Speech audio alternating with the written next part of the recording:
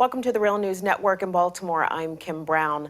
Somalia's parliament elected Mohamed Abdullahi Mohamed as the country's new president on Wednesday. Mohamed is a dual U.S. Somali citizen. He's also the former prime minister of Somalia and is generally considered to be one of the country's least corrupt politicians. It was a surprise result because Mohamed defeated the incumbent Hassan Sheikh Mohamud, who won a plurality of the vote in the first round. The U.S. and European Union organized the vote in a complicated process that involved tribal elders who chose members of parliament, who in turn elected the president in 2 rounds. Somalia continues to be one of Africa's most troubled countries. It is still going through a civil war, foreign intervention, including from the U.S., and is expected to face a major famine later this year. And joining us to take a closer look at the situation in Somalia is Abdi Samatar. He is a professor and also the chair of the Department of Geography, Environment, and Society at the University of Minnesota. He is also an author of the recent book titled Africa's First Democrats. Professor, thank you so much for joining us. Pleasure to be with you, Kim. So let's start with the newly elected president. As I mentioned already, he is a dual U.S. Somali citizen and has lived in Buffalo, New York, where he worked for the New York State Department of Transportation. But does his background mean that he is in the pocket of the U.S.? And where does he stand politically, Professor? I don't think he's in the pocket of the United States as far as I know. He's considered a civic nationalist, despite the fact that he's a dual citizen of the United States and Somalia. He was a good citizen of standing in Buffalo as a sort of a member of the administration that you talked about. So my sense is that all will depend on the kind of a team that he's able to assemble around himself. But as an individual, I actually personally know him. He's an upright human being. He's a decent person.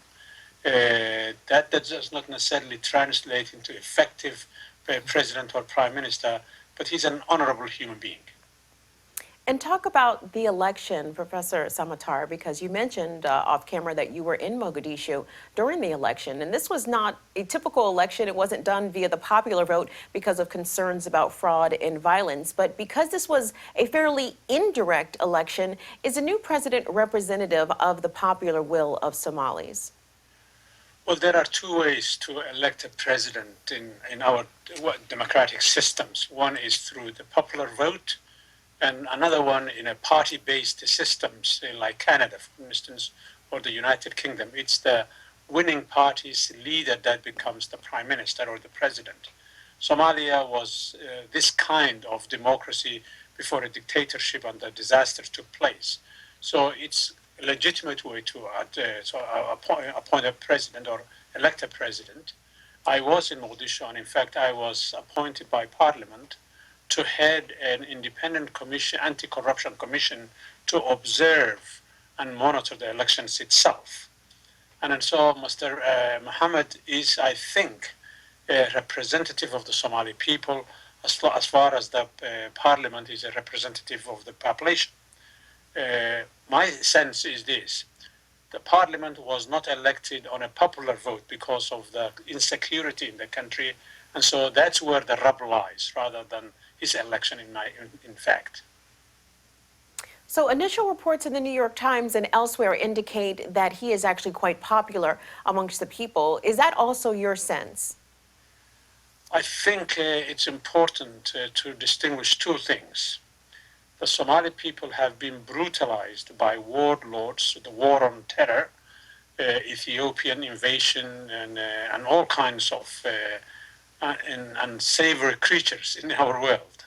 So they have been hungry for a very long time to find the kind of government and leadership of that government that will look after their interests, that will sort of rebuild the country.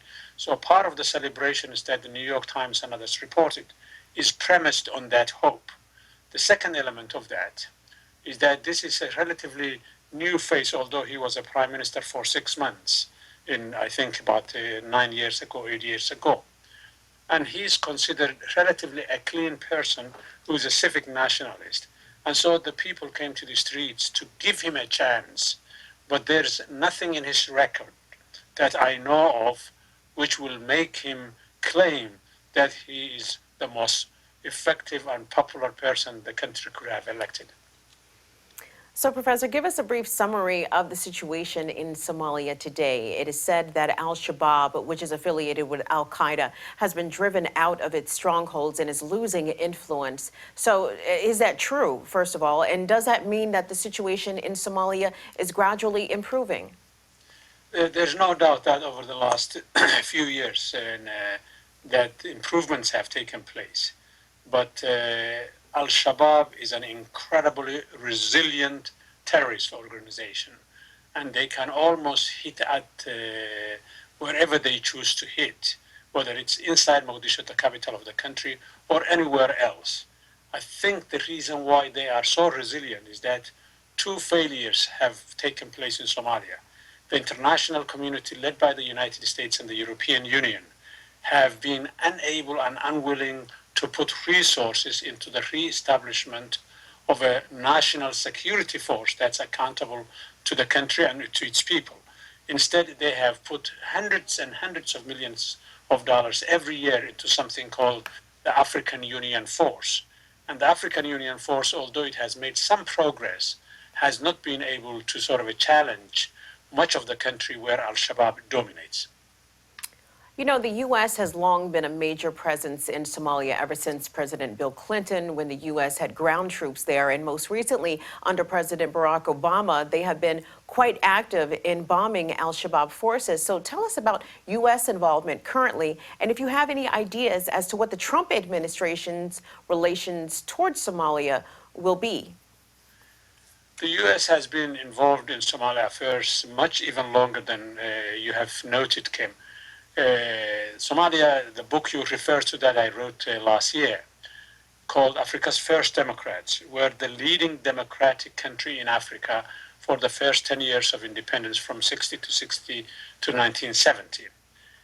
That regime, which was incredibly democratic, was subverted by the Cold War in some very strange alliance between the Soviet Union and the United States.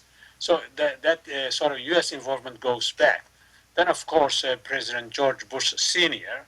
sent our Marines and troops in 1992 to avert what was one of the most cruel famines of all time. And then we withdrew after that with Bill Clinton. But ever since 1996, when the United States embassies in Nairobi, Kenya, and Dar es Salaam, Tanzania, were bombed by terrorists, our focus got back into Somalia, and ever since we have been deeply engaged in ways that I consider not to be to the advantage of the Somali people.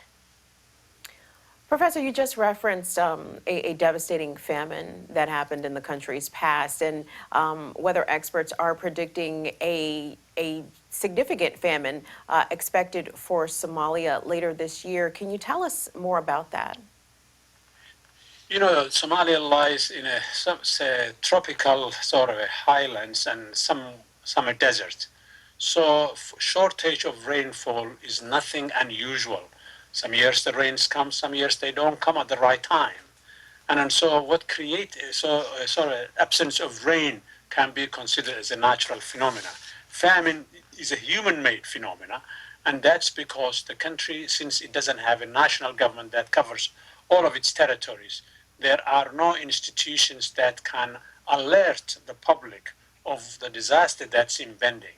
And so once the rivers begin to dry up, the grass begins to wilt, animals begin to die, and then the next in line are the humans.